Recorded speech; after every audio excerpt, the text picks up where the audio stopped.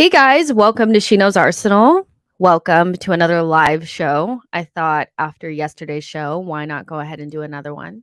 So make sure you guys like this video and subscribe to the channel. We have tons of things to talk about today in regards to the most recent Arsenal news and transfer news. So like I said, like this video, subscribe to the channel, and get into the chat and let me know what you think. The thing about the chat though, you guys, is that like if you guys tell me how you feel, no holds bar, from your gut, from your with chest, I will tell you what I think about that with my whole chest as well, you know? So I think sometimes that like people feel like, okay, well, I'm just gonna say whatever to Jess and you know, she's not gonna like say anything back. If you've been here for a while, I will let you know how I feel about your opinions as well, so just make sure we're all on the same page here. But just trying to check in, it's always nice to do a check-in with you guys. How are you feeling? Are you still raging? Are you still, you know, upset about Declan Rice, Caicedo, Havertz? How are you feeling? Because I told you guys before that I felt like, you know, I wanted to wait to see how the window unfolded before I lost my shit. And some people are really upset by that. I feel like people want validation of their emotions. And, you know, I'll let you guys know if I feel like you guys are overreacting. But for the most part, you guys have every right to react the way that you want to. But you best believe I'm going to react the way that I feel like reacting. And today is another reason why I kind of felt like we need to just wait and see, because nothing has really happened yet. Everything is still up in the air. And we're having conversations. Of course, we'll get into all the like nitty gritty of transfer talk, but I just wanted to say this before we started, was that, the only player that we knew of for sure before the window started that we were going to pursue was Declan Rice. And so my feelings is that because we know for sure that is our primary target and nobody else was really set in stone, we've been linked with so many different players, but the only player that like the media altogether has said that Arsenal are super interested in was our number one target was Rice. So at the beginning of the window, I kind of said like, as long as we get that player and then we fill the gaps with other players that can, improve us and stuff like that, I'm open to different names. The only name that I'm not interested in seeing not be a part of that is Declan Rice, because we know he's our primary target. Nobody else was set in stone. So it's weird to get so attached to certain names, because players that we like and players that we're being linked with don't always show up at the Emirates. Do you know what I mean? And so hopefully that all makes sense. But like, that's how I'm approaching this window, because I kind of want to enjoy it and just see how it unfolds and then evaluate it at the end and as it goes along. But as of today, Arsenal are still pursuing Declan Rice. The most recent update came from Nazar Kinsella that said that Arsenal are lodging their second bid to sign Declan Rice. Our first bid was rejected out of hand. And Declan Rice also has like reiterated the fact that he's not going to push to go to any other club. He wants Arsenal and Arsenal only. So, West Ham and Arsenal, even though they are going through like these negotiations and it's tough, like there's positivity that the deal will get done. We just have to like wait. So whether you're happy about the duration of how long it's taking or not, the reality is that like we are still in a really good position to finish off that deal. So, you know, I just, before we all start saying it's done and the world is ending and stuff like that, let's actually wait and see how it plans out, because right now we still look like we're in a good position. Kai Havertz is an interesting one because that deal has accelerated quite quickly. And I think a lot of the reason why it's accelerated so quickly is because Chelsea need to sell. Whether we like it or not, we have a pretty good relationship with Chelsea in terms of, buying and selling players and, players going back and forth. And, you know, we just hold on real quick. Hold on. Yeah.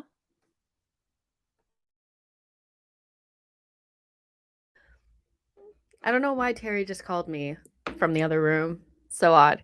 Um, but like he wants to go and so it's going really quickly. And so this will most likely be our first signing because Arsenal are ready to put in a 55 million pound aroundish bid for Kai Havertz, and it probably will get accepted. Like that's probably that's the reality. Personal terms are fine.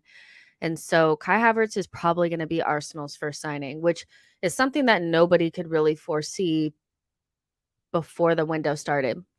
And as we spoke about yesterday, I completely understand that like the ma- I won't say the majority, but I'll say a large portion of the Arsenal fan base for one reason or another is not going to be jumping for joy for this signing. And I would never try to convince you to jump for joy because I already see in the comments people are saying, "Oh, you're going to be a part of Arsenal PR and try to flip-flop on it."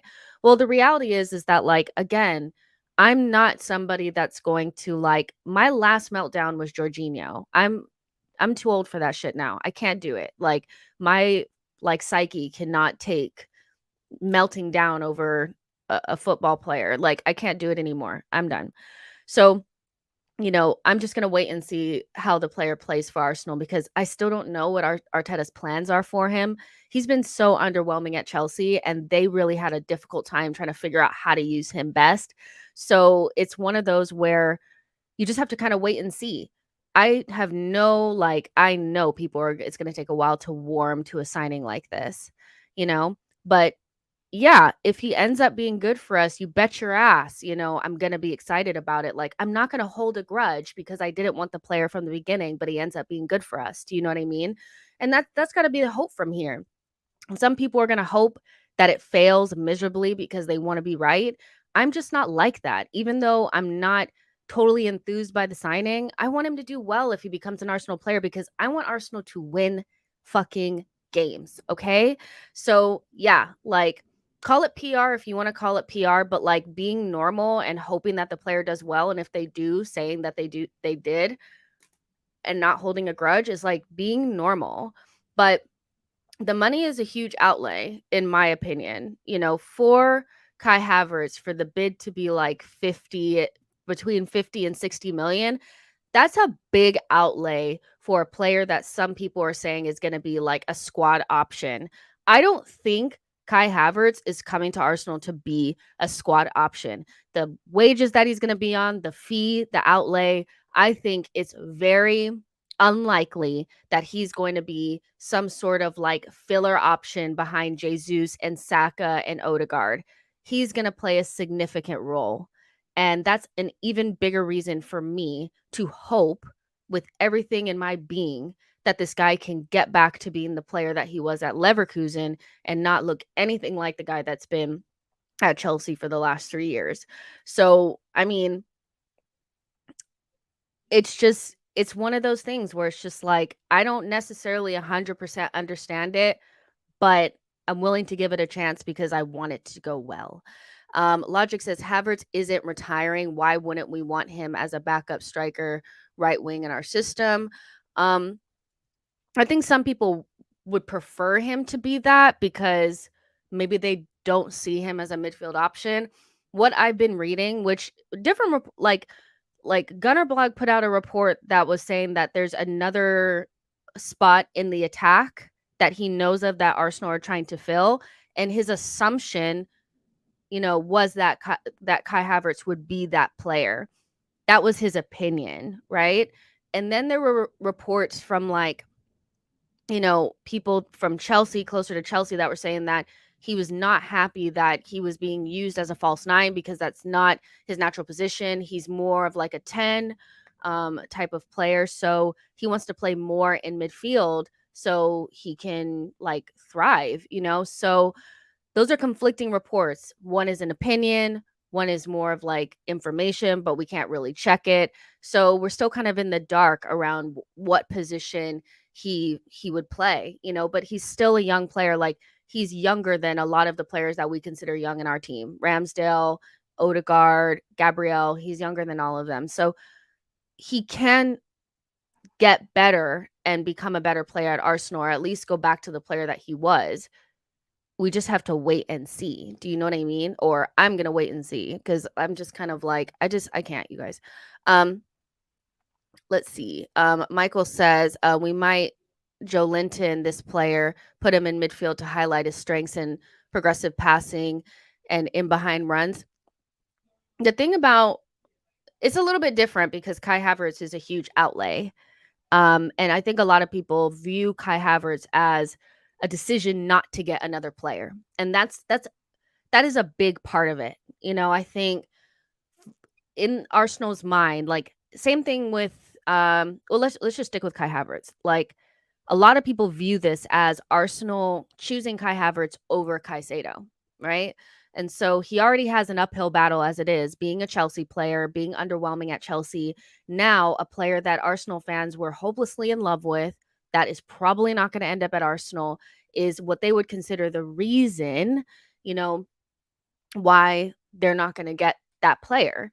And so this huge outlay, there's just a lot toward it. So it's not really similar to Odegaard or Xhaka in that way. Xhaka was already at Arsenal and Odegaard was only like a 30 million pound purchase.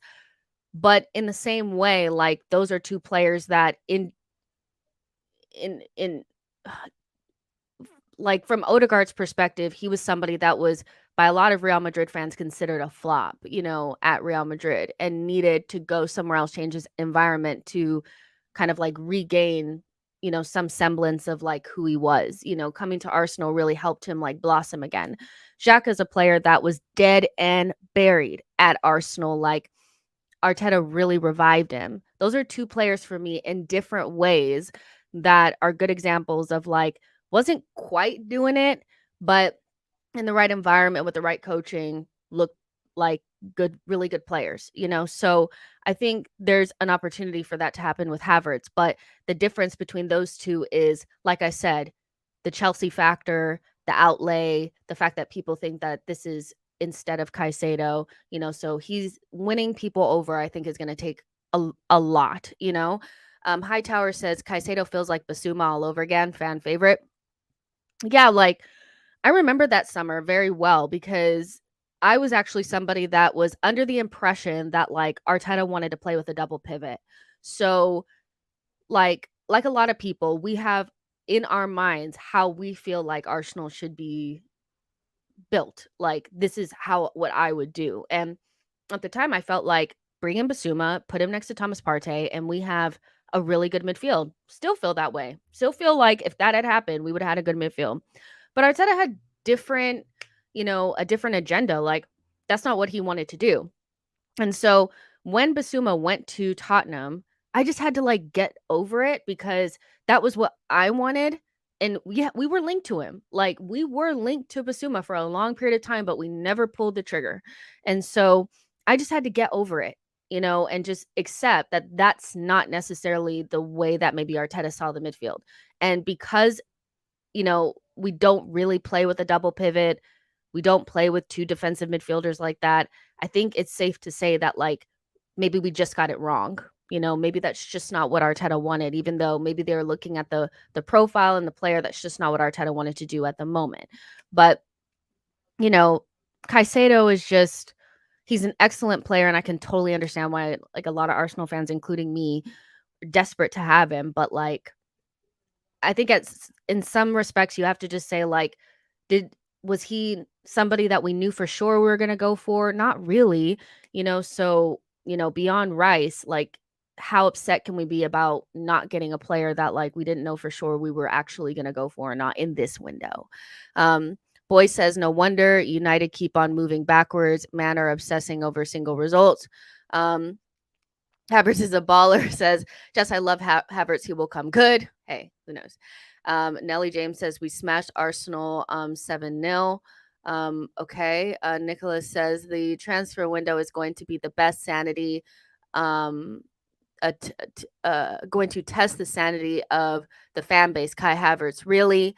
Yeah, it's wild. I never would have thought that we would be linked to Kai Havertz, you know. So it's just one of those things where it's like I never thought that this would happen, but it's happening, you guys. Like Arsenal he's most likely going to be our first signing of this window. And as maybe disappointing as that is for some people, that's just the reality, you know what I mean? Um so yeah, but I think the most interesting thing from my perspective is like, where is he going to play? Cuz I don't think he's a false nine. I think people put him there because he's tall, but like in reality he's probably better in midfield. So, you know, ki- and he's not like Xhaka in any way really.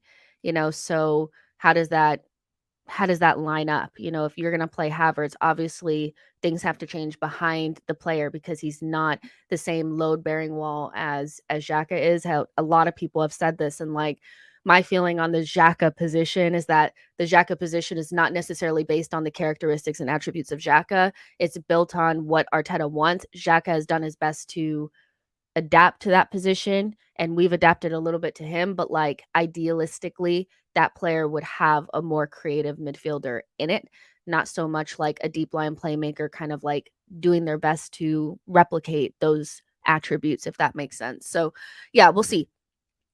Newman says Havertz would be a donkey in midfield, maybe, but we'll see. We'll see. um, John Donut says, I just don't think Kai is a good purchase. I hope we are wrong, but I think this is going to be a big stain on Arteta's reputation. But why do you feel that way? Like, is it because of the price or just the fact that he was so underwhelming at Chelsea? Like, what is the specific reason why you think it's going to be like this huge stain on Arteta's reputation? Because if anything, Arteta has been able to show that players that have not necessarily been the best, he's been able to get quite a bit out of them and kind of change their fortunes. So if anything, Arteta is the right manager for somebody like Kai Havertz, but that's just me maybe thinking on the bright side of things. Aha says, I'm not sure how Havertz and Odegaard can be the two advanced eights together with a number 6 Rice and my guess, if we don't use an inverted fullback who is solid defensively. So here's my thoughts on this is that like there's a reason why we saw Arteta at the end of the season trying Thomas Partey as that right back. And I don't think Arteta just does things for shits and giggles. I think he does some things and we see it, and maybe it doesn't look perfect or maybe it's a little rickety or something like that, but it's something that he's trying because it's something that he wants to do. Maybe he doesn't have the players necessary to do it. I think next season we'll see inversion on the other side. And so if Thomas Partey, like the thing about Thomas Partey is like if he's still here, he's not going to start over Declan Rice. But if you wanted to invert on the other side, you could invert with Thomas as the right back. And as we saw against like Wolves and against Nottingham Forest, he kind of played more in midfield right next to Jorginho. You know what I mean? And so that's a way to, have your stability in midfield, but also be able to play more advanced eights. And I do kind of feel like mostly what Xhaka was doing in those games, especially at the game at the Emirates at the very end of the season, was making late man runs into the box and like scoring goals. And so that's not something that I think is so out of the realm of possibility that you could see Kai Havertz doing for Arsenal in that position. It's just a matter of like, do you have the right pieces behind it to make sure that it doesn't fall apart? But I don't think that like, again, I don't think that the player has to be like Xhaka. I actually think we need more attack, more creativity in that position. Um, Let's see. East Shan says, we, Arsenal fans, don't think Havertz is bad, but he is not a necessity for our club right now, and we can spend that amount of money somewhere else. Well, here's the thing is like, you know, we haven't seen the entire window. So, being upset about a player coming in that you don't deem as, important. By the way, also, like what you think is important is not necessarily the same thing that the club might think is important. That all goes back to the original point that I made is that we think that the club needs something specific, the club thinks something different. And so, what we think we need for the summer might not be what they think we need for the summer. But until you see everything that Arsenal do in the summer window, I don't think there's anything to be like that upset about until you see everything that we do and then say like, oh, well, we missed out on this. We know that Arsenal want to bring in 2 midfielders, ideally maybe an attacker and a defender. I don't see Kai Havertz being somebody that necessarily means that we're not going to get any of those players. We're still, in for Declan Rice. That would mean we'd brought in 2 midfielders. We're also linked with Lavia today as well. We're also linked with Moussa Diaby. So the window's not over. And so again, like saying, well, we can spend the money somewhere else.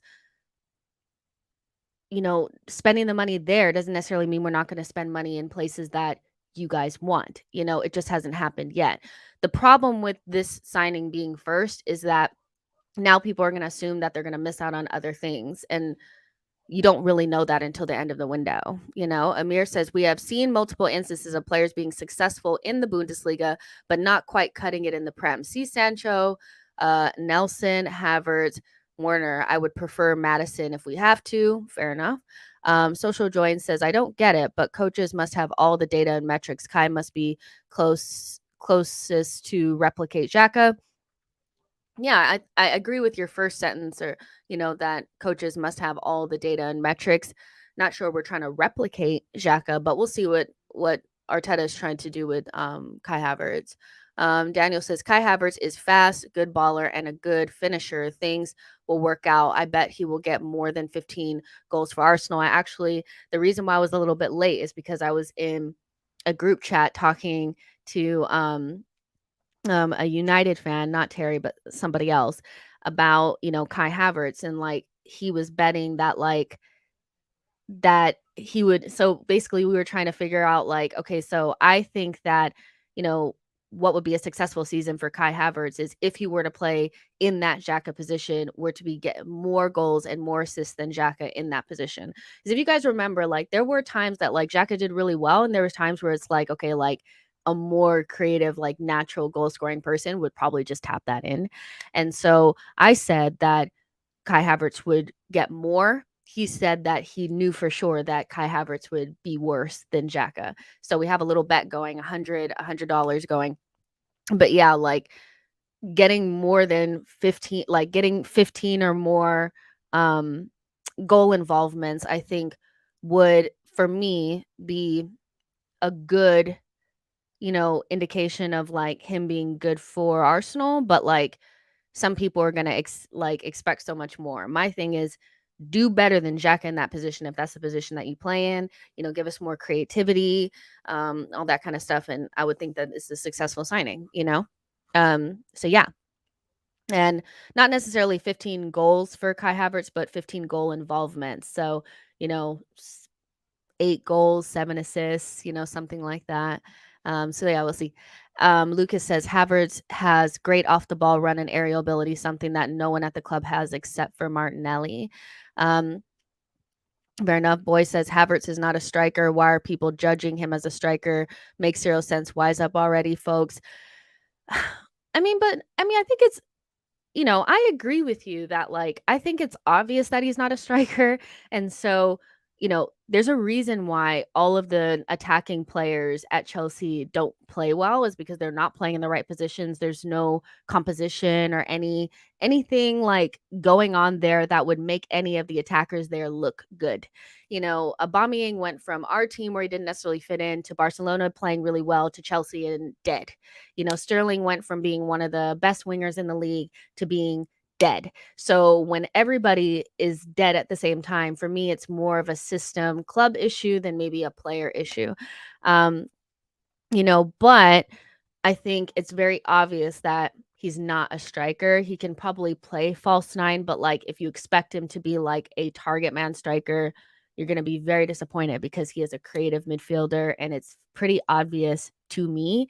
But I think some people obviously like they think he's coming in to be an attacker for Arsenal, like a forward. So they're just going to look at his goal scoring and say like it's not good enough, which I can't really blame people for doing it, because if you don't really want the signing, you're just going to hone in on what you don't like to validate your feeling of not liking the player. Do you know what I mean? Which that's what everybody does. Havertz is a baller says Arsenal in Champions League not looking good, especially with our pedigree. Well, I would just say, like, just wait until the window, like, closes. Like, the thing is people are making very big statements before the window has even closed, before any business has even been done, and I feel like people will be reeling some of this stuff back or acting like they didn't say it before nothing has happened. O'Malley says, "To me, the fact that Mount, Kovacic, Havertz are wanted by last season's top 3 is an indictment of Chelsea as a team." It's not something that people wanna hear, but, like, there's a reason, like, somebody said I would rather had Madison than Kai Havertz, but Kai Havertz, has interest from Bayern Munich, Real Madrid, Arsenal, and Chelsea, or Arsenal and Man City. Madison has interest from Spurs and Newcastle, which that doesn't mean that they're terrible teams, but I think we can all say that, like, there's a difference there in the quality of those teams. So, you know, I think that that does mean something, like, they have quality players. It's just a matter of if Arteta can get something out of him. Do you know what I mean? That's just the key. Chris says, "The only reason people don't like Havertz is because Chelsea stupidly played him up top as a 9. Man's a baller, he'll cook behind someone like Jesus." The interesting thing is when I was talking in that group chat earlier, nobody would say for sure that they felt like he would flop. And the reason for that, and I was talking to Chelsea fans, Man United fans, Liverpool fans, nobody would say for sure that they felt like he would flop. And the reason for that is because I think in the back of their mind, they do know that he probably would be good at Arsenal. It's just a matter of people got to get their licks in when they can. Do you know what I mean? But I just feel like, you know, I don't know if I can take so much, information about who Kai Havertz is as a player right now when he's outside of Chelsea's team in his international setup and he's playing well. Before he went to Chelsea, he was really, really good. And then him and every other attacker died a very quick and painful death, like, as soon as they got to Chelsea. Do you know what I mean? So I want to look on the bright side, but I get some people don't. Amir says Havertz has been at Chelsea for 3 years and they can't wait to get rid of him. We are literally financing Caicedo for them. Did you guys ever think of maybe the fact that Caicedo may just want to go to Chelsea and not to Arsenal? Have you guys ever thought about that? Um, that's not out of the realm of possibility either, So I think all this idea that we're financing Chelsea to get Caicedo when, you know, first of all, they're gonna get the money anyway. Like, they're gonna get the money anyway. They have money. They're gonna sell either Mount to United or Havertz to us. They're gonna sell Kovacic, like, they're gonna sell Conor Gallagher. Like, Conor Gallagher is gonna be used to get the price down at Brighton for Caicedo. So we're not funding shit. Like, they have money and they will have money regardless to what we do to buy Caicedo. And the reality is either we didn't really want Caicedo enough to go in there and put in a bid for him, or maybe he just wanted to go to Chelsea and that's just what it is, So the idea that we're financing a team that doesn't need our money doesn't make sense. You know what I mean? The whole Caicedo thing for me is just like, I get that you guys want him and I want him as well, but there just may be other reasons why he's not coming to Arsenal other than it's because we're getting Kai Havertz. Nicholas says, only good thing about Kai is that he's only 23. So that's good, I guess. I need a here we go tweet on Declan he's a player soon, hopefully. Let's see. Ash says Arsenal fans have zero composure.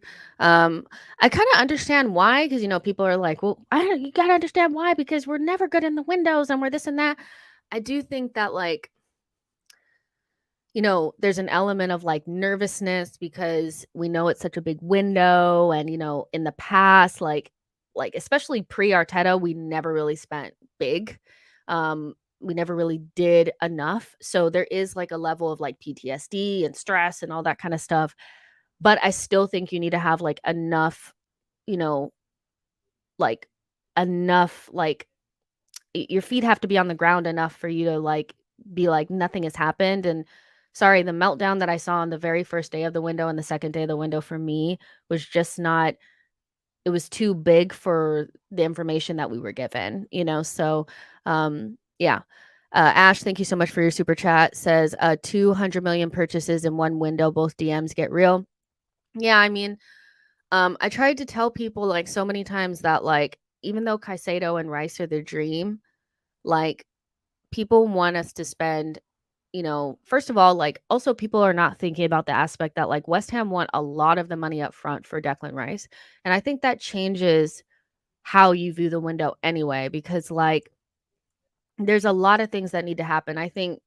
Honestly, I think Xhaka leaving changes the midfield conversation. I don't think anybody at Arsenal really anticipated Xhaka leaving this summer, because that was, reports like Arsenal were not trying to get rid of him. He wanted to go.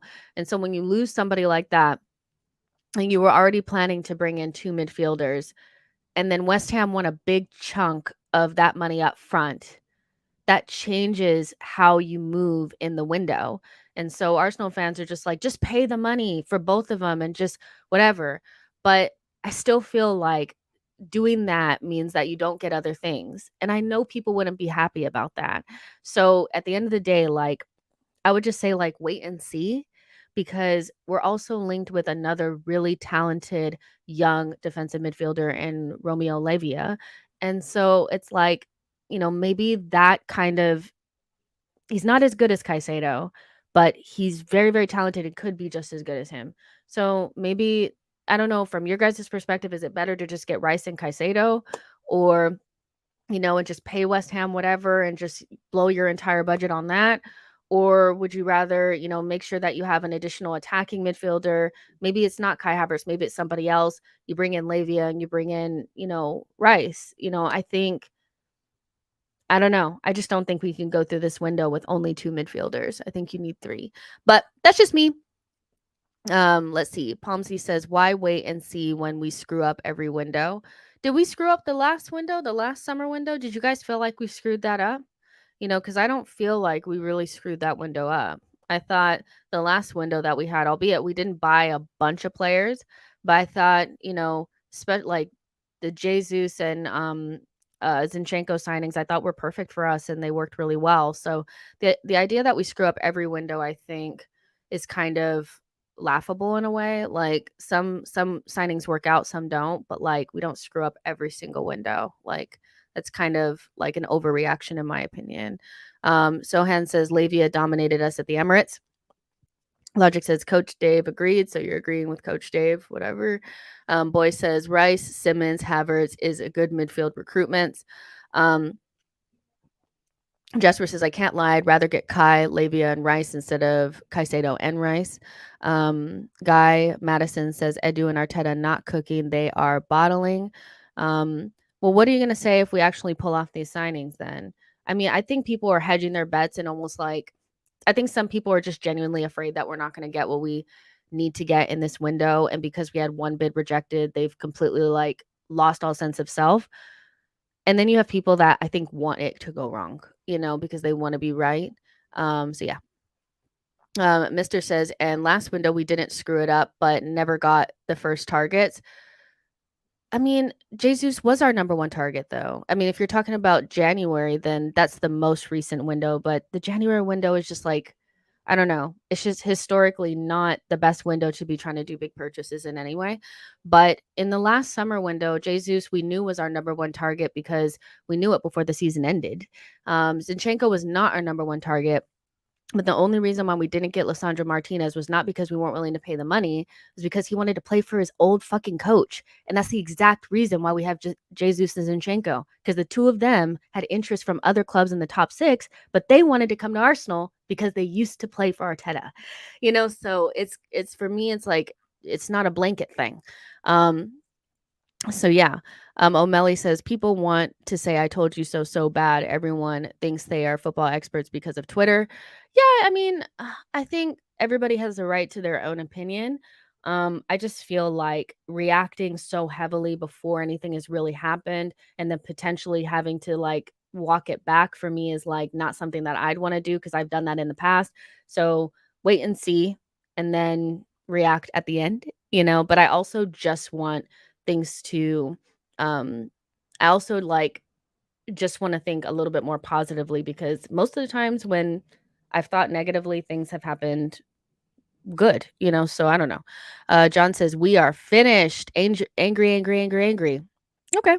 Nicholas says yes, City caught us and had We had no response to them. We can't keep settling Jazz City. Didn't settle when they signed Holland last summer, and look how they finished the season. I mean, if you think the January window is the reason why, like, I don't know if that's what you're saying. The January window is the reason why we didn't win the league. We just we weren't good enough. Like, as a whole, like, I don't think Trossard and Jorginho were the reasons why we didn't win the league.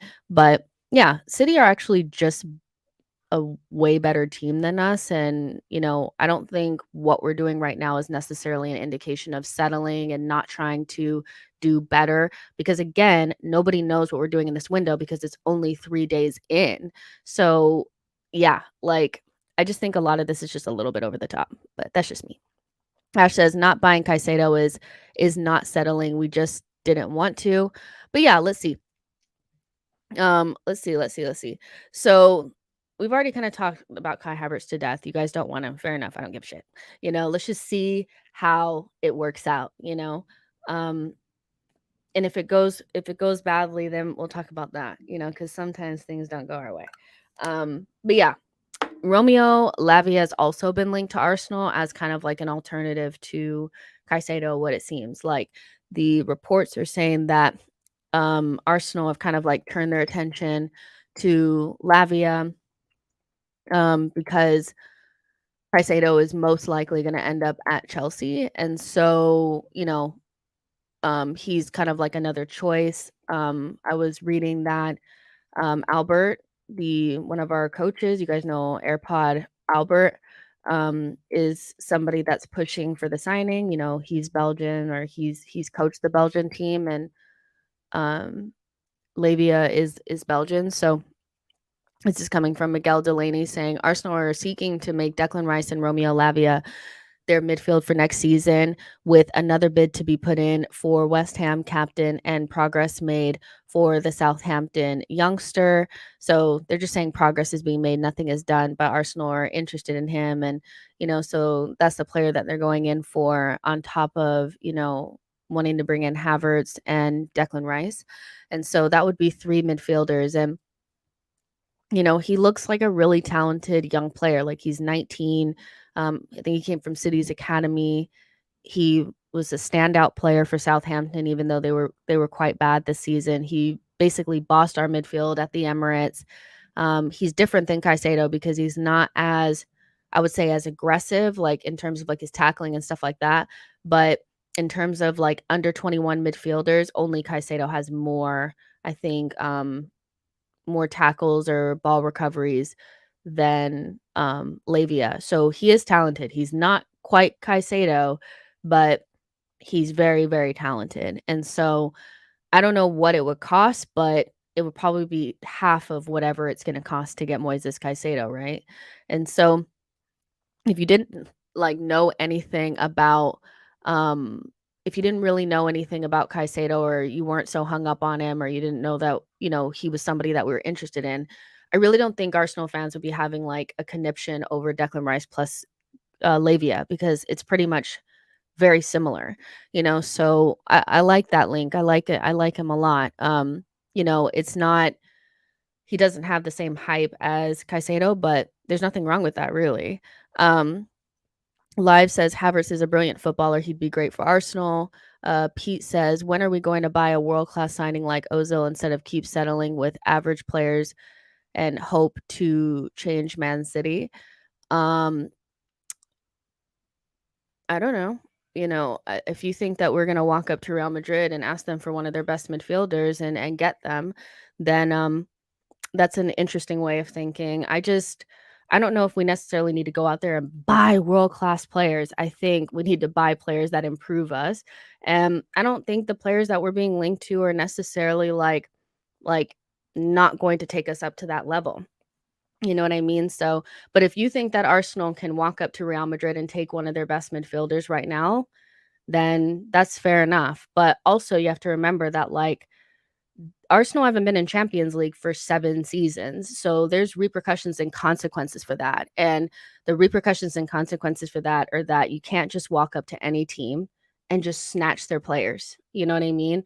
And the reason why we got Ozil, if you guys don't remember, is because he wasn't wanted at Real Madrid. He wasn't wanted at Real Madrid, so I don't want to be harsh on Ozil because is a fabulous player, world-class player, talented. But the reason why we got him wasn't because like we walked up to Real Madrid and snatched their best player and said, "We're in Champions League now, like hello buddy" kind of thing.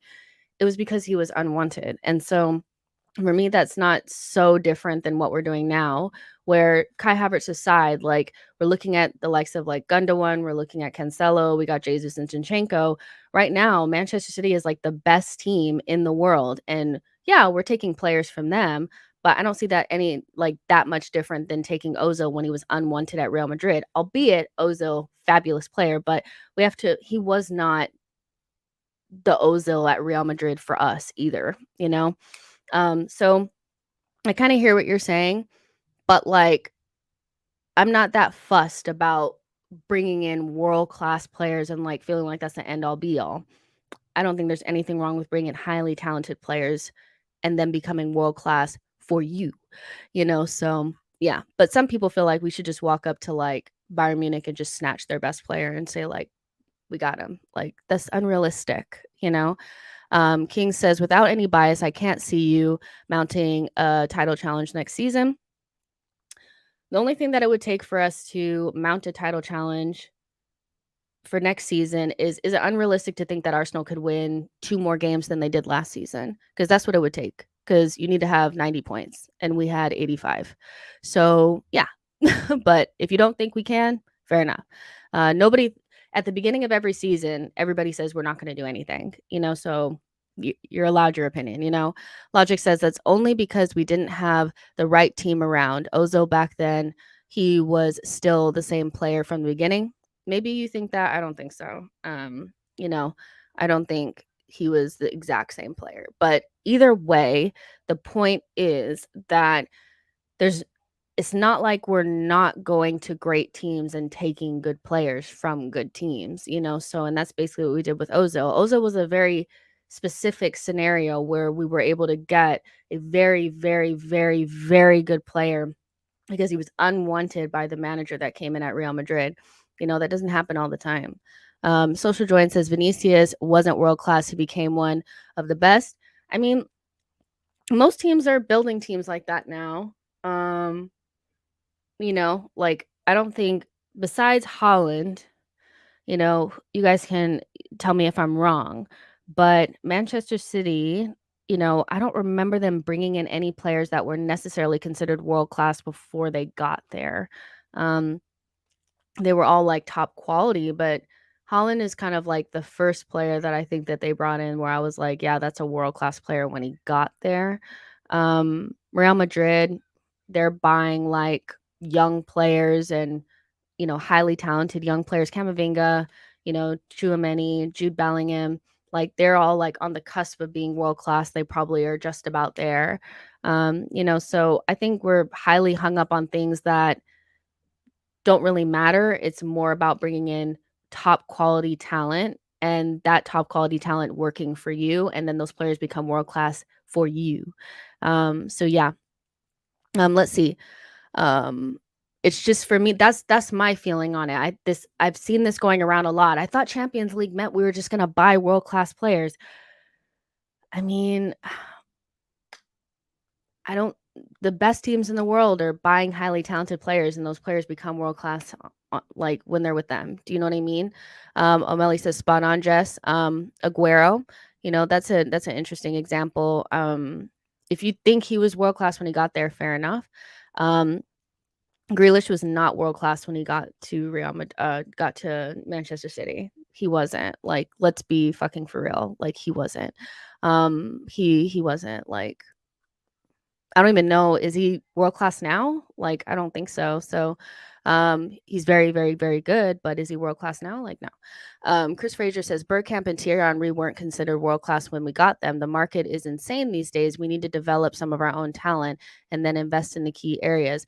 I totally understand that. Like that people want world class talent, but some of our players are like literally on the cusp of being world class. The reason why most of our players that are very, very good are not considered world class is because they only have 1 or 2 seasons under their belt where they've been like playing at a good level, but they don't play in the Champions League. They'll play in Champions League this season.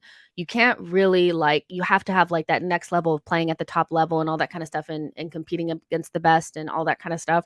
But I don't necessarily feel like having world-class players is necessarily our issue. I think we have to make sure we can defend and not crumble under the pressure when it gets into the run-in. I think those are more important things. Gargamel says Bergkamp was absolutely considered to be world-class.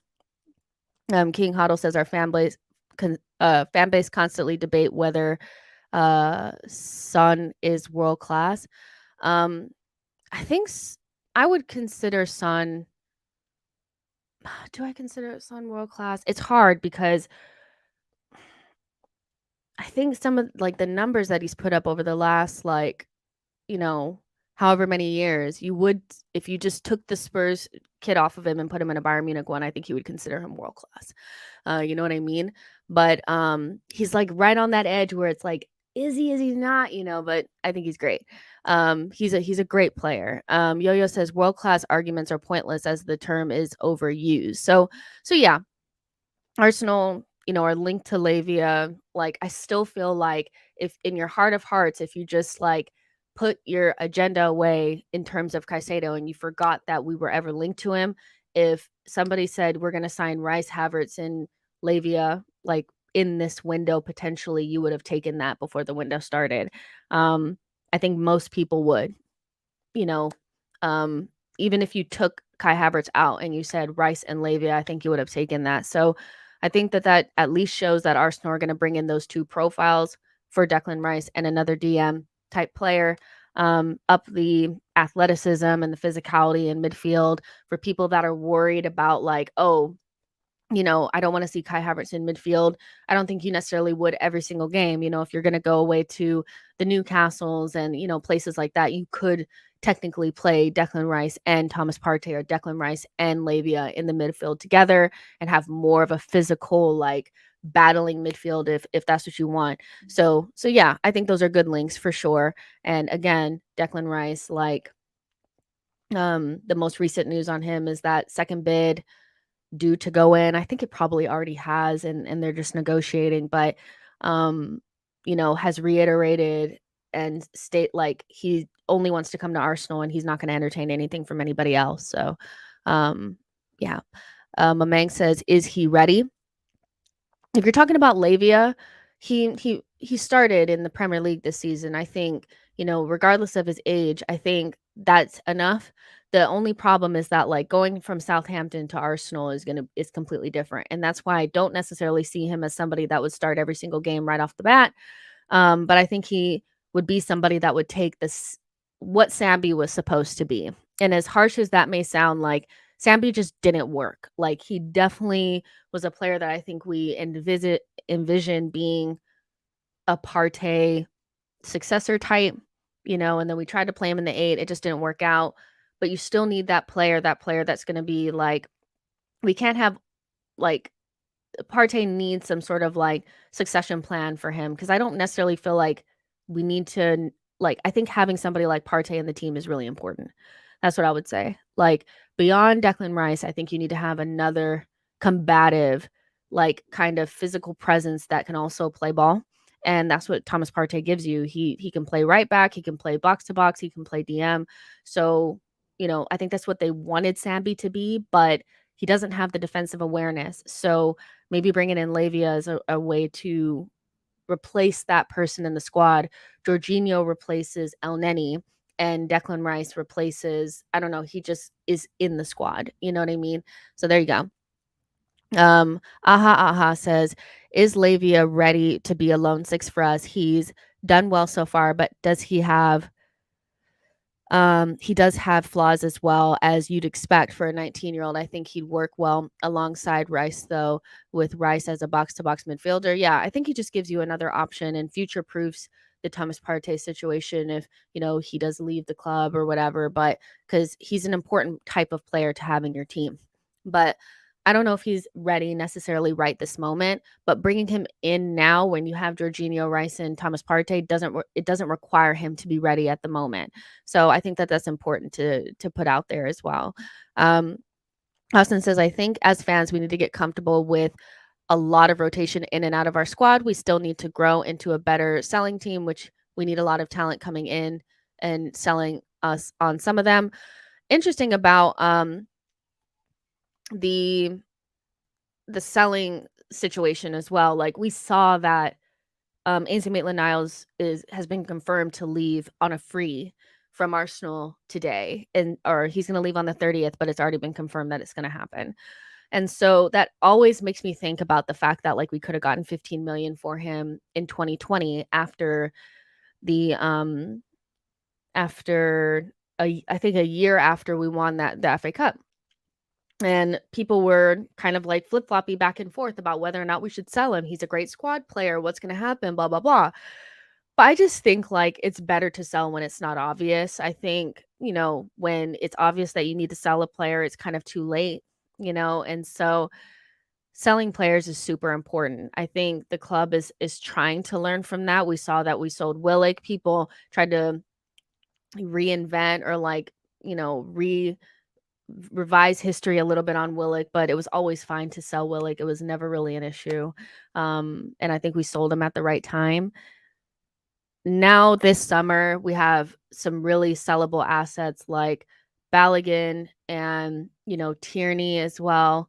Unfortunately, because we all love Tierney. I know we all do. So we'll see what Arsenal can do in terms of sales, but it's so important for Arsenal to sell players for profit this summer. And I know Yo-Yo is really looking at this, but you can't be self-sustaining and you can't be I think a well-run club and be just canceling contracts all the time. And sometimes you have to do it because you can't get rid of the player, but like we have sellable assets now. And so some of these players are going to have to go for good money. And I think about like somebody like Patino, and I'm like, it's going to be interesting to see how much we sell him for because he's English. He's played in the championship. He, is really talented. And I've seen players like that go from other teams for pretty good fees, even though they haven't really played for the first team. So we'll see how Arsenal do with that. But yeah, selling is super important. But we also have to give the club time to sell. Like I see some people crying about no sales yet. It's only been 3 days. Like please calm down for like 1 minute. Let's see. Ahmad says, bet your teeth are rotten because you stay inside all day. What?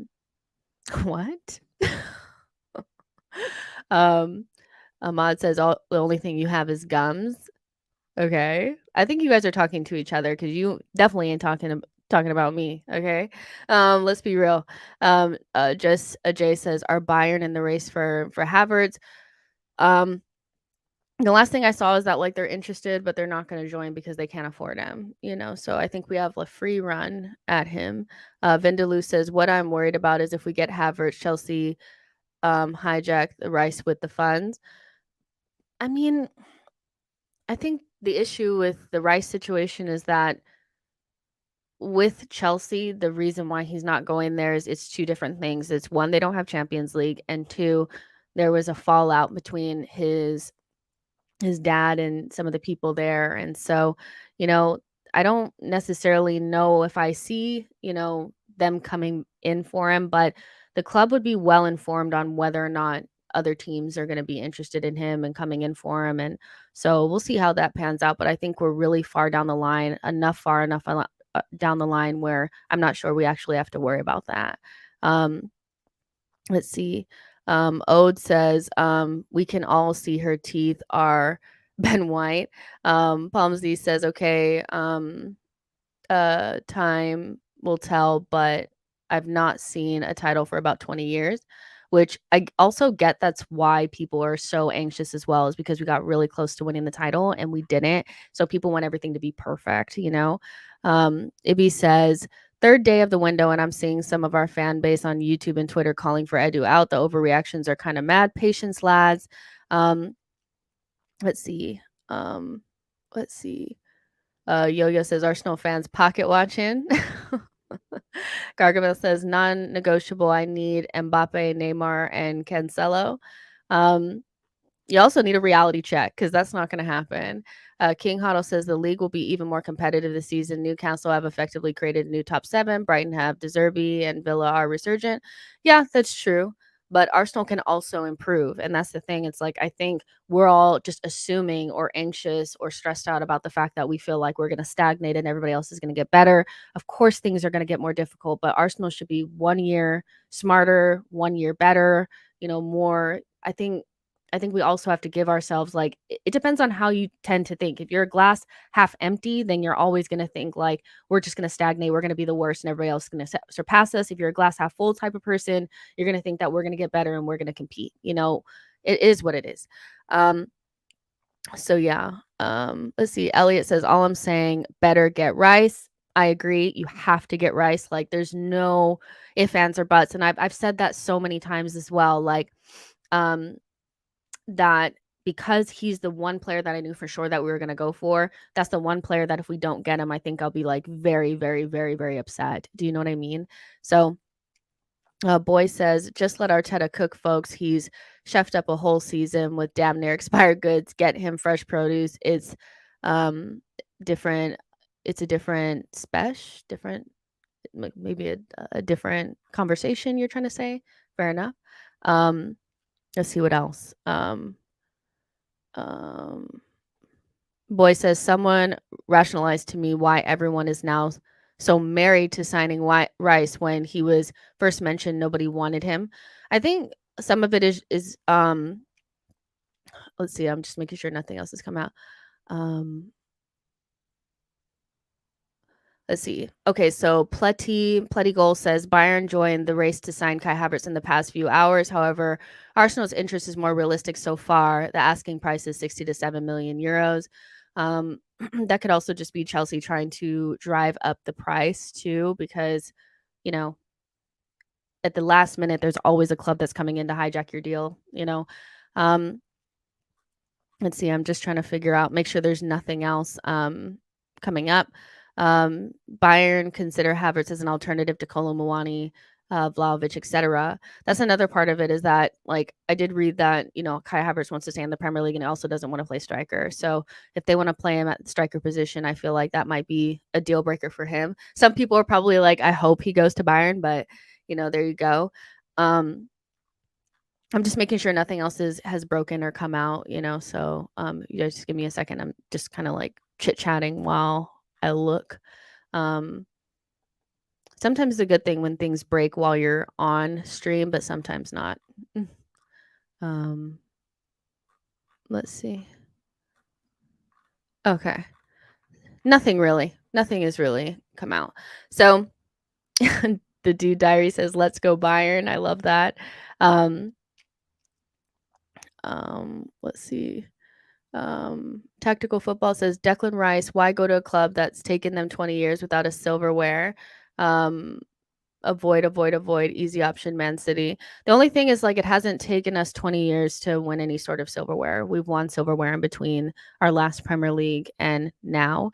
But I get that people feel like, why would you go to Man City? Why wouldn't you go to Arsenal? You would have to ask him why his preference is Arsenal. You can ask him next time you see him, Boy says, Arsenal fans loved up Danielson at one point. Was he world class? Gargamel says, Havertz, Lavia, Rice is undoubtedly an improvement. Still feels underwhelming.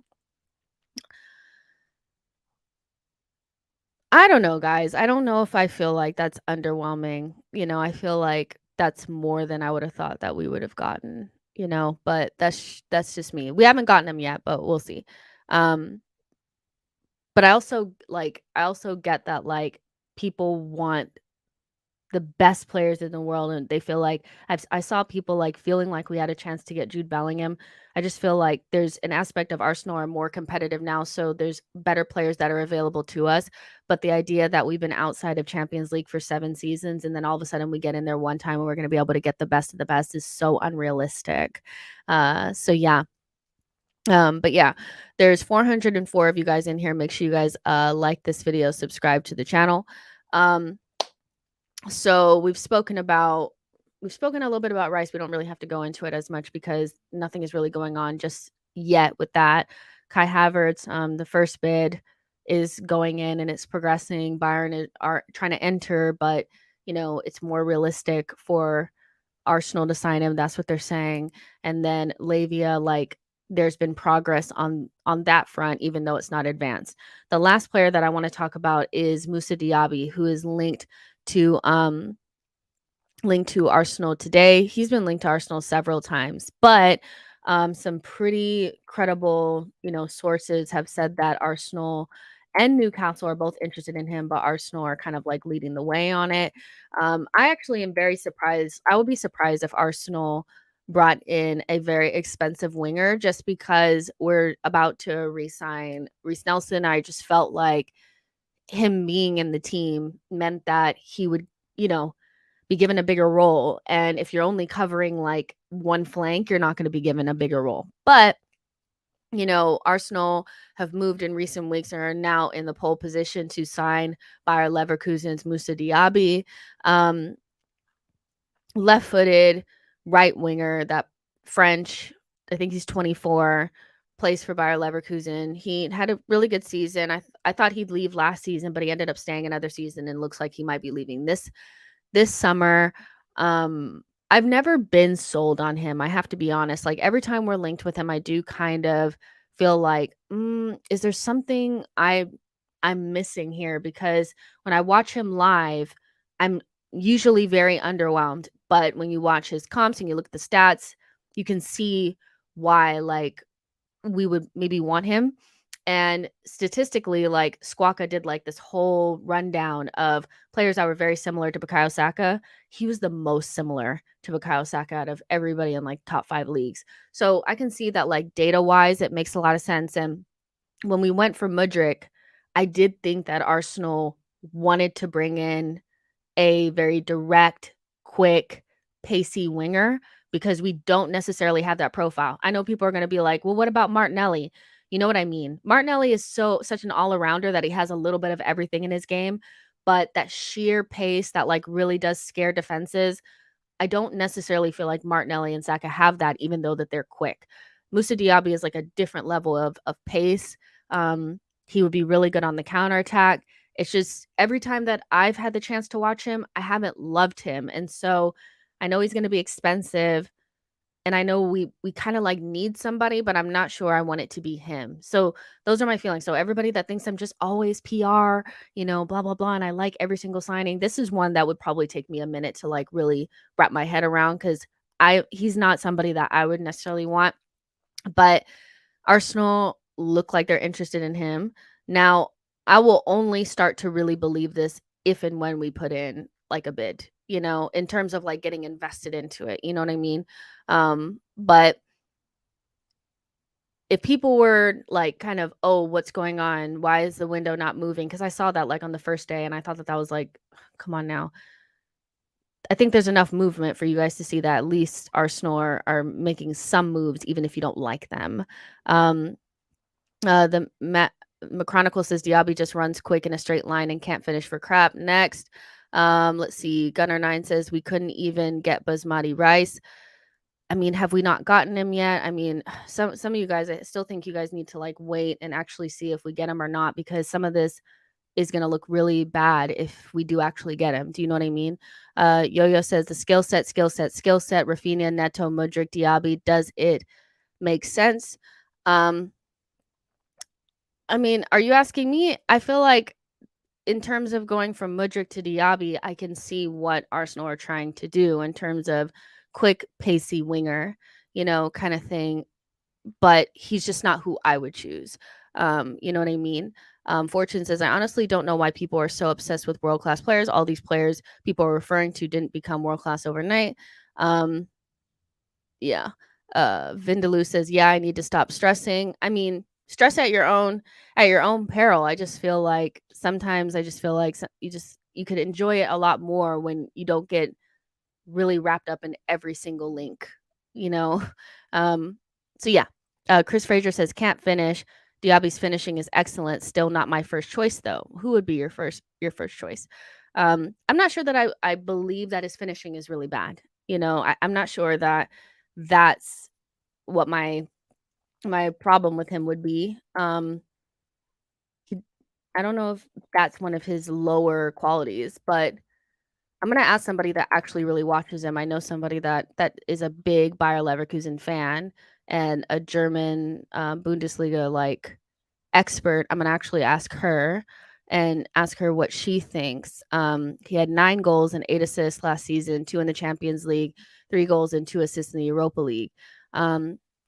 So his expected goals was 11 and he had 9 goals, so he underperformed his XG by 2. So if that's bad finishing, then fair enough. But like he he like had an XG of 2.7 in the Europa League and finished those. So he was a little bit closer in the Europa League. So I'm not sure that finishing is necessarily his issue. Um, he's just not somebody that I don't know if he would contribute in build up. He looks like a very like a type of player that you put on for counterattacking for sure. The players that he's similar to are like Salah, it says Sterling, Adeyemi, so Martinelli. So I don't know. It's just when I watch him, I don't really see it, but who knows? Terrence Tibbs says, "Why the f should Arena adapt to accommodate that clown?" I don't know. Jasper says, "I'm not sure I want a winger from the Bundesliga." I know people are very like, is there a Bundesliga tax? Like, what's going on here? The Bundesliga players don't tend to do good in the Premier League, so I completely understand that. Gunnar Shaw says, "I think whether we are agree on Diaby or not, it's abundantly clear that Saka needs help on the wing. We need the depth in the team with UCL coming up. We definitely need depth. And quality. Um, and the winger market's not great either, so I think when you look at it, like, the best wingers that people would really want, like the Raphinhas and stuff like that, like, they're not available, so, you kinda have to look and see what's there, and, like, he's probably the best of the rest, of what's kind of, like, out there. I don't know, I just have never watched him and felt like he had a great game, so that's just my feeling on it. Chris says, "Maybe we should give Pepe a second chance." Absolutely not. Um, let's see. Terrence says, "Why should Arteta adapt and play Pepe Clown?" Yeah, you guys are talking about um, Pepe, which is like, what? Saturdays Equal Use says last summer was a good window. Winter was a good window. The Arsenal office have some credit. It depends. Like a lot of people just feel like I don't know, feel like we don't recruit well. We've never had a good window before, and I don't know if I agree with that. I think we've missed some players that people really wanted, but did we end up improving? Yes, so and that's the most important thing. I don't think it's more important for Arsenal to get players that Arsenal fans want. I think Arsenal need to get players that put us in the right positions. Mamang says, "Jess, do you still believe that Raphinha is better than Saka?" No, I don't. I remember when I said that, and see the difference between me and other people that you guys watch is I will admit when I got something wrong. And I love Raphinha.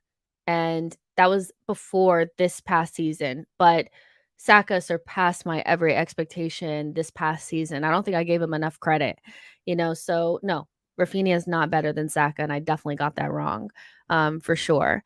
So yeah, Yo-Yo says Arsenal don't currently have the bench to fight on multiple fronts, and there are still questions around Arteta's capabilities on juggling the squad. Plenty of time left to fix this. Yeah, I think when I think people are stressing themselves out a little bit too much. I didn't necessarily feel like we would get a winger just because of Reece Nelson, but if you told me that they were gonna, we would still get Rice and get a Lavia, a player, another defender, and we're gonna get a winger too, I would say bring that because as good as Reece Nelson was last season, he can't be I don't think going into Champions League, you want him to be your only option, right? And so, especially because I don't know, we went over this the other day, but in like December, no, not December, November, like October, maybe, I don't know. Kind of like when we have our first games in the Champions League, like the next games are really difficult. So we have like Chelsea right like after we play a midweek game in the Champions League, and then we have Man City, same thing. And so we're gonna need to have some, like, serious depth that we've never had before, and so having somebody like Diaby, even though, like, he's not my favorite, is he better than having, like, nothing? Yeah, like, I think so for sure. Like, having Nelson and somebody like why are you calling now? Imma have to call them back because 'cause I'm in the middle of doing something, you know what I mean? Um, don't you hate when people call you, like, right when you're doing something, but you, like were like, "Could you call me back, like, earlier in the day?" Like, it's later now. Um, let me just answer really quick. Hello? Hi, I'm sorry, I'm working, at the minute. Is there any way you can call me in, like, 30 minutes? Thank you, bye. Sorry. It was important though. Sorry. Boy says fake news. Oh, you guys are talking to each other. Lucas says 4 signings and hopefully a better season from Tommy and ESR and would be a great improvement on last season. Um, yeah, for sure. I kind of feel like I don't know. I feel more hopeful about next season where I feel like a lot of Arsenal fans are really down. And I don't know if I can force myself to be negative for you guys. Like I really can't because the players that we're linked with, I think the players that we already have are going to get better and we're going to have a good season. So, I don't know if I have any reason to like be so down on everything that we're doing, but you know, there you go. Terrence Tibbs says it was Terry begging Jess to get back with him. Um I mean, I'm not begging him. He's not begging me. He's right there. Chris says, guys, I think Smith Rowe might struggle next season. That is, you know what? I wanted to talk about this. I wanted to talk about this. Every time I want to talk about ESR, somebody shuts me down. But buying Kai Havertz is a very, very, very bad sign for ESR, in my opinion. Like, I think if they really trusted Emil Smith Rowe, they would not buy Kai Havertz. Do you know what I mean? Because I feel like he's going to play in those positions. Now, I could be wrong, and Kai Havertz comes in and he plays striker, but I don't feel like that's the case. And you know, I just don't see where Emil Smith Rowe fits in, and so it's gonna get even harder for him, like, to step up and fill that space, you know what I mean? And so, yeah, I don't it's not looking good in my opinion for Emil Smith Rowe if you have Kai Havertz coming in, you have Declan Rice coming in, Vieira's already there, um, in the wing positions, if you bring in a Diaby and you already have Nelson there, you have Trossard, where the fuck is he getting minutes from? You know, um, I really hope he has a good preseason. It'd be nice if you had a fit and firing Emil Smith Rowe amongst all these players. I think you have a really strong squad, but he has to want it. And I feel like that's what I question sometimes is like whether or not he has the attitude, not like he's a bad person or anything, like whether he has the fight in him, you know what I mean? Top Shotta says when life calls you got to answer. Do you do you homegirl? Thank you. um Gunner 9 says you are clueless. Well, if I'm clueless, then why are you watching me? Like that's the thing. It's like people call you all types of names and you know, tell you you're ugly and all type of stuff, and then they sit around and watch you all day. It's really weird. I don't know. I don't watch people that I think are clueless. Like that's not how I spend my days. Highbury local Badger says Cronky. Oh yeah. I'm sorry. I can't do this. What the fuck? You know, Coach Dave says ESR should have been sold to Villa 2 years ago. I don't know if he should have been sold 2 years ago, but um because if we would have sold him 2 years ago, would he have had that really good season that he had? Probably not. I don't think there was any indication then when Villa were interested in him for us to sell him, so I think that's a little bit disingenuous, really. But, you know, if he left this summer, like, I wouldn't be surprised, and I don't know if I'd be that, like, upset either because if we filled that position with better players, I think we'd be fine. I love Emil Smith Rowe, but like I'm not sure that I feel like he's pivotal to our success at this point. Like the way that Martinelli and Saka kind of are, I'm not sure that he's as pivotal. Do you know what I mean?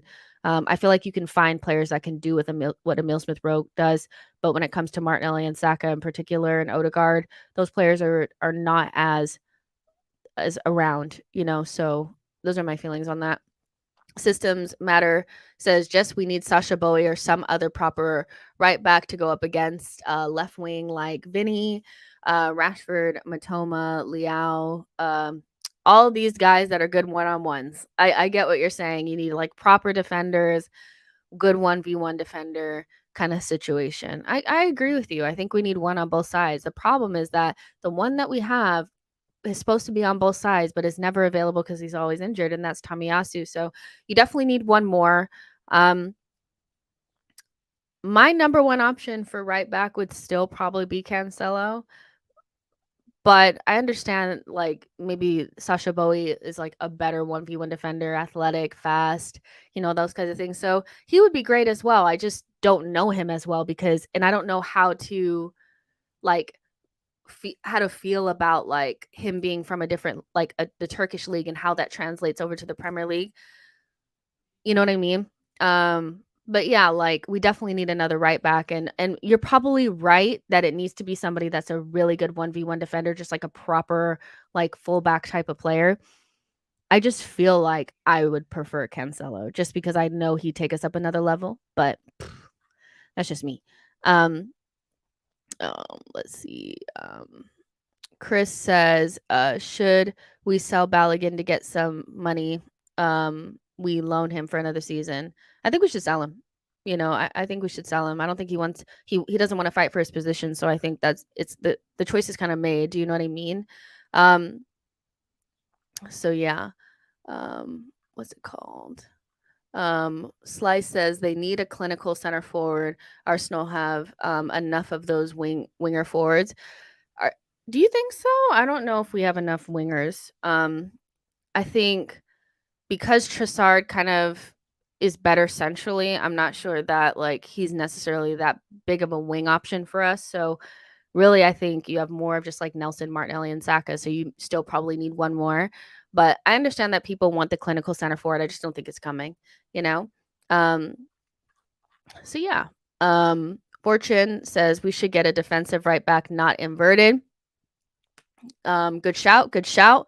Gunnar Sauce says, I agree with getting Cancelo. Also, don't give a damn about people saying we're after Man City rejects. Yeah, we had that conversation around whether or not it means something to be bringing in Manchester City players and stuff like that. I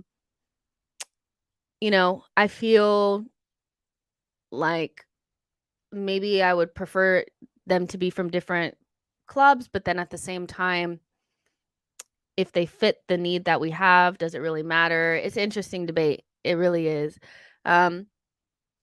Tactical Football says, what will happen to Jorginho if Rice comes in? He'll sit on the bench like he did this past season. Like, what do you mean?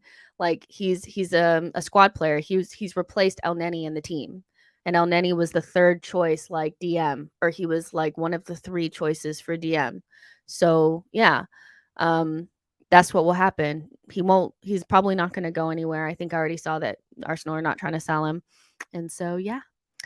Boy says, what the F? You're judging him on free kicks on this free kicks only? Nah, stop it, man. You guys are talking to each other.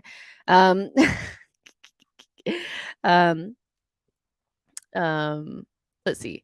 What else are you guys saying? The Dude Diary says, if we sell ESR and get Gundogan, then I'll be satisfied with seeing him go. But I'd love if he stayed and understudied Ilkay. I just don't think we're going to get Gundogan. I think Gundogan will, if he doesn't stay at Manchester City, he'll end up at Barcelona. So, I know that we're interested, but we're probably his last choice in terms of like the teams that are interested. I think ideally, maybe he'd want to stay at Man City. And then if he can't stay there, why not go to Barcelona? It's a legacy, club. They won the league there. Everybody wants to play for Barcelona, Real Madrid at some point in their life. And then, Arsenal is probably like the last choice that he would make. So, I don't expect Gundogan to come to Arsenal. You know what I mean? There you go. Let's see. Boy says Pepe. Oh yeah, you guys are talking about Pepe. It's wild. Like people are still talking about Pepe in 2023. Like it really is. Yo-Yo says potentially signing Gundo and Cancelo would ensure Arsenal remains City Light, aka the rich man's Brighton. I'm dead. Yo-Yo, you don't like it. I know you don't like it. I know you're not into it. 100%. Just this last one. Just this last one for me. Just this last one for me. Sohan says just with Lavia will be behind Rice, Partey in the 6th role. So I don't 100% know how this will break down, but I just think we'll have more options because Arsenal had one way of play last season, and so we will add different layers to that. So, like we saw at the end of the season, like Partey played right back, and so, but he actually was more like inverted and played in midfield. That's an option where you can have Rice and Partey sitting in front of, our 3 center backs or whatever. With Lavia, like he can either play with Rice or play with Partey or, so I don't know exactly how it works.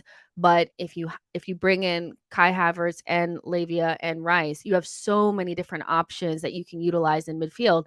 So even if you wanted to rest Odegaard, you could do that. Like if Odegaard needed a rest, you can actually play Kai Havertz in his position and then play Rice and Partey. So again, like it's just about having more options and not looking the same every single game and being able to switch things up and keep things fresh. And I think that's more what we're seeing as Arsenal are trying to add more layers to the game rather than like, it's not so much about like, trying to change everything to be like situated in a completely different way. I think it's about adding layers to what we already do, if that makes sense. I don't think we'll never see Zinchenko inverted on the left-hand side ever again. I think that'll be an option that we have, but if we want to do something different, we can. And that's just an option that we didn't have last season, So I think that's what our Arsenal are trying to do. But I could be wrong, but that's what it feels like. Righto Boy, thank you so much for your super chat. Says Havertz playing where he did for Bayer Leverkusen would work for us, I think. Yeah, I mean, watching some of those clips, I thought he looked like he could play in a double 10, with Odegaard. It would require for the team behind, like, you're not going to have Zinchenko inverting on the left with Havertz on that side. But, if you have different options, then you can afford to have Havertz in a double 10 with Odegaard. We just haven't ever had the stability in behind, I think, to be able to play that way. So yeah, I think it's very doable. So yeah. Colin says 15 goals and 245 appearances for Declan Rice. He's kind of overrated. I mean, if you expect a DM to score tons of goals, then yeah, he would seem overrated. But as much as people are trying to convince me that Declan Rice is some sort of number 8 and his requirement for David Moyes or his requirement for Gareth Southgate was to go up there and score goals, to me is just like a failed attempt at trying to make it seem like Declan Rice is not a good player. He's a defensive midfielder. He could probably play box to box, but he needs development in that part of his game to be able to score goals. But that was never what was required for David Moyes or Gareth Southgate. So I don't necessarily feel like you can look at that and say that makes him an overrated player. Man City want him. Bayern Munich want him. We want him. Like, most teams want this guy. So I'm not sure how he becomes overrated because he's not scoring goals in a position that doesn't require him to do that. You know what I mean? Yeah. Thank you for coming to my TED Talk. Joel says, did Havertz play mostly on the right at Leverkusen? I think he did, but when you look at the clips, like he's pops up in different positions, like late man run, sometimes on the left, sometimes on the right. And that could also mean that the dynamics change a little bit as well. Like you could play Havertz on the right, because a lot of people have always spoken about this, and I've never necessarily 100% bought into it, but some people have said that like maybe the dynamics on the right could change to offer an overlap on the side with Saka, so he's not so isolated sometimes. Now Ben White's done a really good job at that, but like if you don't have Ben White and you play a different way, Saka still needs an overlap. So if you had Havertz on that side instead of Odegaard, maybe you could offer that a little bit more because he's better at that.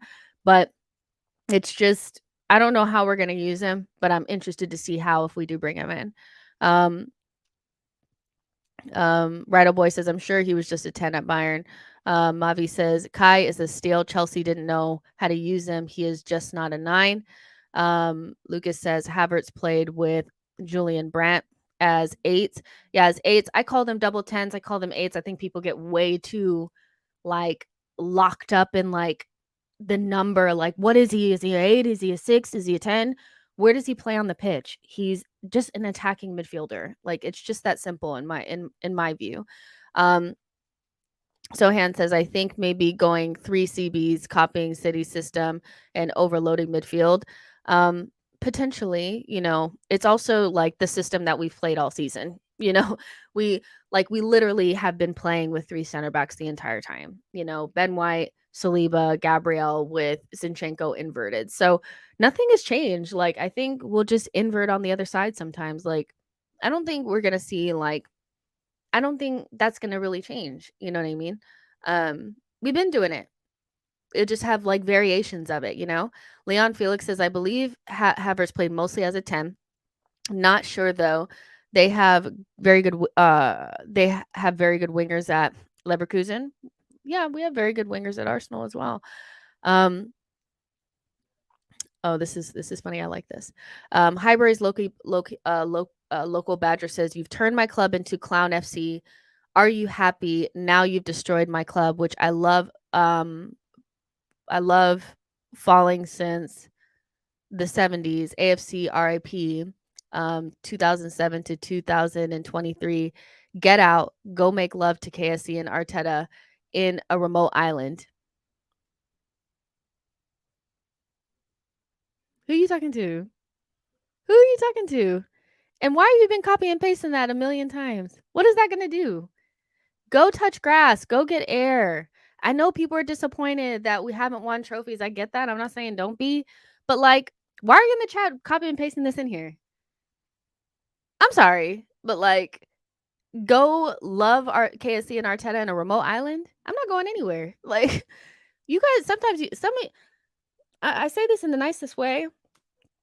Get a grip. Like, nothing is going to change. You're not going to come in. This chat is not going to change anything. Telling me that is not going to change nothing. How about you, since if you're so concerned about how the club is run, make sure you don't go to any games. Make sure you don't buy any merchandise. Make sure you don't put a single penny into the club. Make sure you don't watch games either. And then go to the Emirates with your sign and say Cronky out. Because coming into this chat and telling me to go love KSC and Arteta at a remote island isn't going to change anything. It's just you whining. Until people want to mobilize and get the owners out for real, and stop spending money on the club, I'm not hearing any of this about I'm so disappointed in how we play and the fact that we never win trophies and stuff like that. If you're that disappointed, do something about it. But if you're not going to do anything about it, copying and pasting some lame message into the chat of a YouTube channel is not going to change anything. So you mobilize, you start it, and then other people will follow. But until then, touch grass. Like, it's sunny outside. Like, it's nice outside. I'm looking outside. I can't wait to get out there. Breathe. Leon says the club has been awfully long for before Jessica started talking about Arsenal. I've only been here for 3 years. I've only been here for 3 years. Not my fault, you know? Even though, but like, even if it's not directly just to me and you're just venting, my point is still like, even if you're saying it to me or you're not saying it to me, my point stands. What are you doing to change it? What are you specifically doing to change it? Like, are you mobilizing? Are you starting a protest? Are you telling people not to buy merchandise? Are you not buying merchandise? Have you stopped going to games? Are you still watching them? Because if you're not doing anything, coming into this chat is not going to change anything. Whether you're venting or talking to me, I'm not the reason why Arsenal has not been great. I only started doing this 2 years ago. Arsenal have been sliding down a cliff, like you said, since 2007. So blaming me is just lame. Like, it really just is. Like, some people really think it's like Arsenal content creators are the reason that Arsenal are not great. It's the reason, like, even if we were not around, the fact that the stadium is always full is actually the main reason why nothing changes. It's because they don't have to change anything because they're still getting money. So, like, it's a deeper conversation for another day, but content creators are not killing anything. Like, they may be a small reason, but, like, as long as there's butts in the seats, nothing is changing. Like, I don't know what to tell you. Like, I really, really don't. I get it. You're frustrated, but, like, I just have to keep it real sometimes. That doesn't make any sense to me. So yeah. Yo-Yo says KSC aren't going anywhere. Our last hope was Usmanov. We're forced to wait for them to get it right. Yeah, we're either forced we're either forced to wait for them to get it right, or you need to mobilize and stop going to games and stop buying merchandise and stop like all that kind of stuff. Like, as long as they're getting money in their pockets, like there's no way they're gonna leave. But me talking on my YouTube channel about how I feel about my team is less of an issue than people going to games and putting money in their pockets. Do you know what I mean? Nothing that I'm doing now, right now, is putting money in their pockets. Like, if anything, it's putting money in my pocket. you know? So yeah. It's just one of those things where I understand that people are upset. And over the last couple of days, like the comments have been a lot more negative than they usually are. But like sometimes you just have to like think for a minute, like, is what I'm saying actually making sense? And like it doesn't. Like, sorry. A boy says, why wouldn't people not renew their season tickets after last season? Yeah, that's another thing as well. Like, people are happy. I looked at the Athletic article that did a survey of match going fans, Arsenal fans, not just Twitter fans and fans that exist online, but fans that actually go to the games. Like, the majority of fans are really happy with the club right now. So, whether you're happy or not, unless you can get those people to collectively all be upset at the same time, like most people were when Wenger was here, when Unai Emery, like in his second season, until that happens, like, it's gonna be very difficult to get things to, like, even the manager to go. So it's a deeper conversation for another day, but it's also not a conversation that I feel like some people can have because they have no level of, like, nuance or perspective or context, and all they wanna do is yell and cry, and, like, that's not what's gonna change anything. Saksham says, "Yeah, those stadium fans are the ones who cause this standard." I just think, but I also feel like online fans and fans that go to the games are very, very different. When I go to the games, they don't have the same conversations that we do. They go there for community, they have their kids there, they've been going there for years and years and years and years. And a lot of them are just happy that they actually like the team that's out there. The team plays good football, it's a good atmosphere. People love going to games and just having their Arsenal back. And so international fans don't, and fans that don't go to games, don't have that connection to the club, really. All they have a connection to is winning, going on Twitter, bantering with rivals. So for them, it's not fun.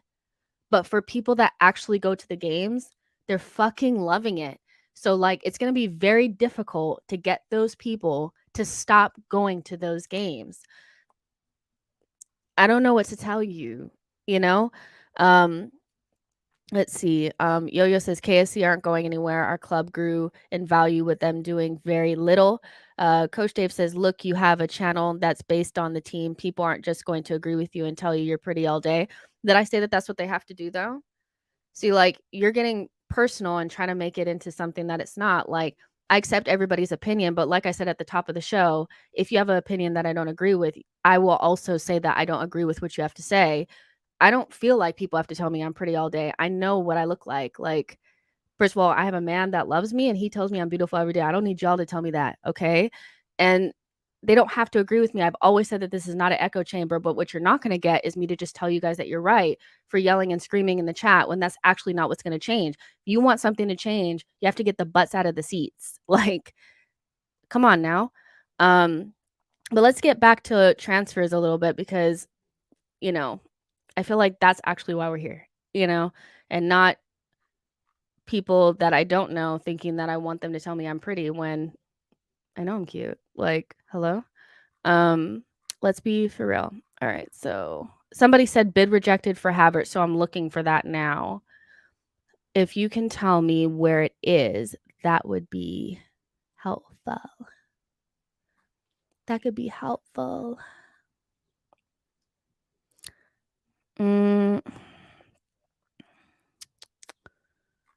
Yeah, I don't see it. But if like, it depends on what we offered, but damn, like, if we offer like 50 something million and they rejected it, like, that's nuts, Um, let's see. I don't see that comment, but I'll keep looking. Lion said the chat's on fire today. I just think people are just upset. Lucas says Talking Highbury posted this. Okay, let's see. Again, I've always said this is not a an echo chamber, but some people that actually Chelsea ideally wanted to keep Havertz, but the forward is keen to move to Arsenal. Arsenal have seen their first offer for Kai Havertz rejected. Bayern have joined the race for Kai in the past few hours. Okay, so nothing has really happened. We probably bid lower than what they want, and so we'll see how that goes. But I think people that are saying that, like, I want people to agree with me all the time are actually people that want me to agree with them. Do you know what I mean? Um, and I don't. So Rep 187 says Chelsea demanding crazy money for Havertz. Yeah, I don't think they want to sell him for cheap, but we actually don't know how much we offer. So if we went in there with like 40 million, we definitely weren't getting him. And I think that also makes sense why they said that like Bayern came in and stuff like that, because there's always somebody lurking, when you start the bidding process. Let's see. Sakjem says, I hope Bayern hijack the Havertz deal. I know a lot of people do. Akata says, Jess really lives in your heads rent free. It's peak. Every time we go through transfer season, this is what happened. People come out with like crazy stuff. And like even in my DMs the other day, like I had like 4 or 5 people coming at me with like very horrible messages. But that's just because, like, people don't know how to handle their emotions. You don't have to come at me because you're upset at the club. Like, it's not on me. Austin says, wow, 3 days into the transfer window, people are shook. George says, guys, Arteta wants to get the club to glory and win Premier League and Champions League. We challenged. I don't understand why you all fans, why you think fans accept mediocrity. I don't understand why you think fans accept mediocrity. Fortune says, how do you envision next season? For next season, it's so hard to know how things will pan out because I don't know what other people are doing and I don't know what we're doing. So it will be easier for me to like envision next season when I actually see who we have, because that's going to make a huge difference. But let's say we get Rice, we get Havertz, we get Lavia, we get a fullback, and we get, Diaby. And the players that we have, we retain them, we get rid of some of the deadwood going to next season. What my expectation would be is to challenge again, to win at least one trophy, to obviously maintain in our Champions League spots, and hopefully get to at least the quarterfinal in the Champions League. I think next season is going to be a huge task for Arsenal just because, like, we're going to actually be required to like really go hard in the cup competitions. I think one of the things that Arsenal fans will not really super accept, I think people were more accepting this season because they felt like we were going to win the league. But because we put all our eggs in that basket and we fell short, people are going to, I think, hyper focus on the cups. I've always said that like going out of cups early is never like okay. It's never something that we should celebrate. And like the idea that it's better to be out of the cup so that we can focus on something else doesn't hold water to me, because I think we actually always play worse when we're out of the cups. I think we need different competitions to keep us fresh. So I think that will be my expectation, and that's what I'm envisioning. But I think it's going to be very competitive. I think, like you guys said, the likes of Aston Villa and Brighton are going to make it even more difficult, and it's going to be a very, very interesting season, to say the least. Ollie says, how can peeps be upset at what Arsenal are trying to do? They are being brave and planning to spend. You buy a house, you don't go in with your highest offer first. It's a process. Yeah, like I feel like we should just wait and see what actually happens before we jump off the deep end. Top Shot says domestic cup trophy, and a serious challenge in the league again, knockout stage of the Champions League, no less. Yeah, definitely no less than that. Silverware, definitely for sure. Plus says, where do I buy game tickets? I live in Canada. I buy them from livefootballtickets.com. That's where I always buy them. Obviously they're third-party sellers, so some are more expensive than others, but it's verified sellers, and I always have a very like smooth process with them. Right, oh boy, thank you so much for your super chat. Says Spurs are going to go all out for the Carabao next season. We need to stop them. How do you know they're going to go all out for the Carabao? That's such a specific thing to say. But we just need to be more. We need to be more serious in the cups. Like, it's just weird that like even when we rotate, like we have teams that can win, but they really struggle to. And so the squad needs to just. I think the squad quality obviously needs to go up, but also I think there needs to be something riding on those games because what it feels like to me, and we've had this conversation before, is that they know even if they play well in that game, they're not going to play in the Premier League or they're not going to have an opportunity to be in the starting 11 again. So they just kind of like drop these weird performances that we know they're they're capable of doing so much more, but they drop these very underwhelming performances in the cups that, and it's always the same.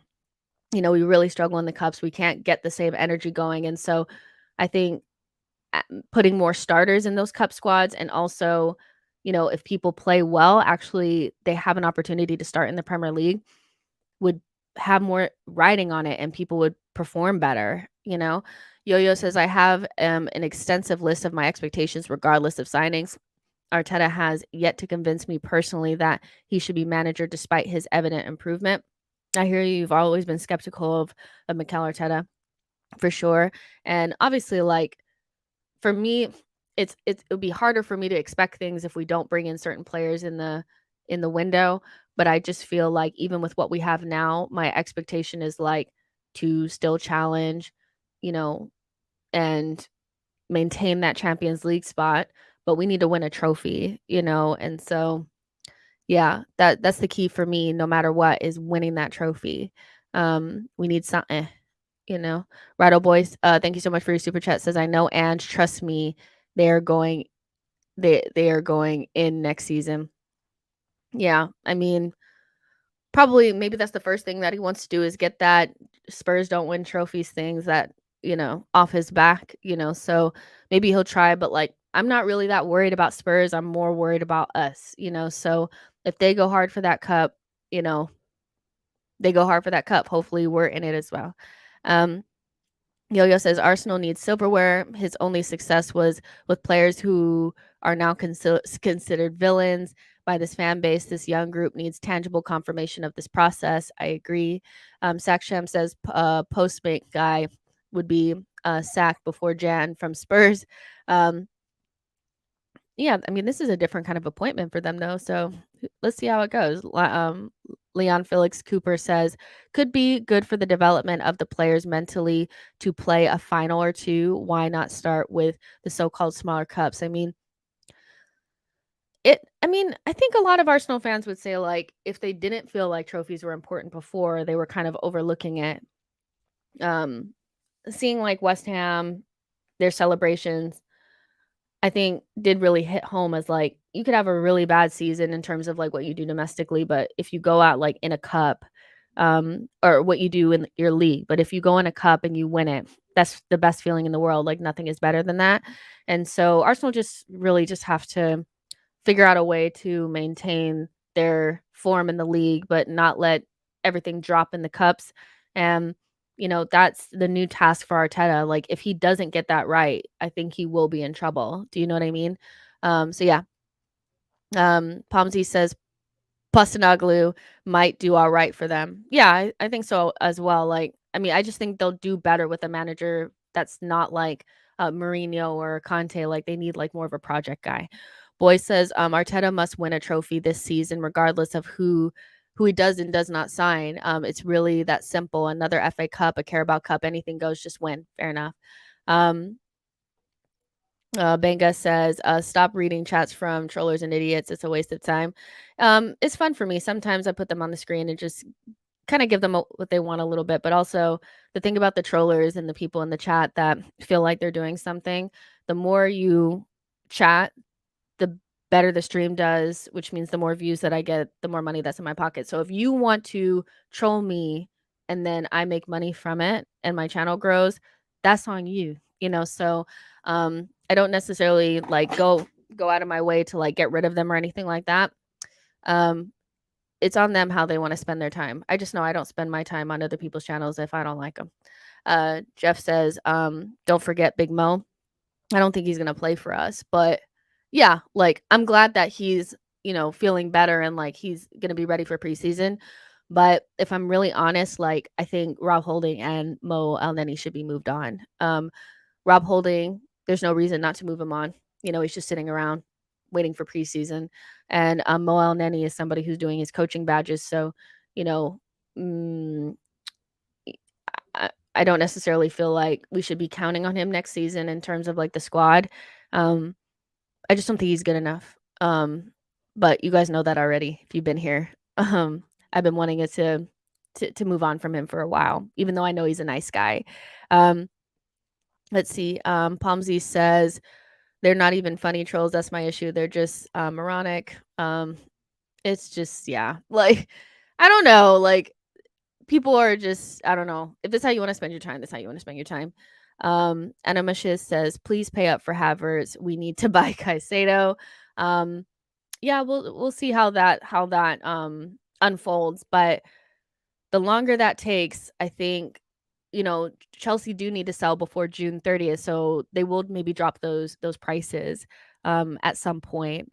So yeah. Um Arteta has switched focus to other players, and talks have been held over moving for Lavia.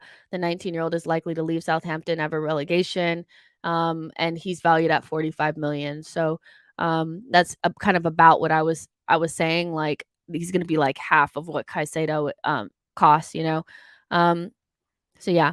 Havertz, he was absolutely no target in the last weeks. Arsenal has entered into race in the last days. Bayern has changed their plans now. Havertz striker target for Bayern now. For the bosses, he's top like he's like a top target or something like that. Arsenal's still leading the race for now, confirmed. So that's from the Pletty goal guy. The one thing about them though is that like they are heavy propaganda for Bayern Munich, and they were heavily acting like they were going to sign um uh Rice and then dropped out of the race. So we'll see what happens with that one. But yeah, Lavia and Havertz are being worked on as well as Rice. So yeah, we'll see how that unfolds. But we're gonna go ahead and get out of here. It's been a pretty long stream, and now it's just at the point where it's like, you know, we're not really talking about anything else. But I hope you guys enjoyed the stream. More of these will obviously happen throughout the transfer window. Make sure you guys like this video, subscribe to the channel. Again, it's not an echo chamber, but don't expect me to just not say that I don't agree with some of the things that you guys say, because some of you guys are absolutely out of your minds, and that's fine. But yeah, I'll see you guys in the next one. Bye, guys.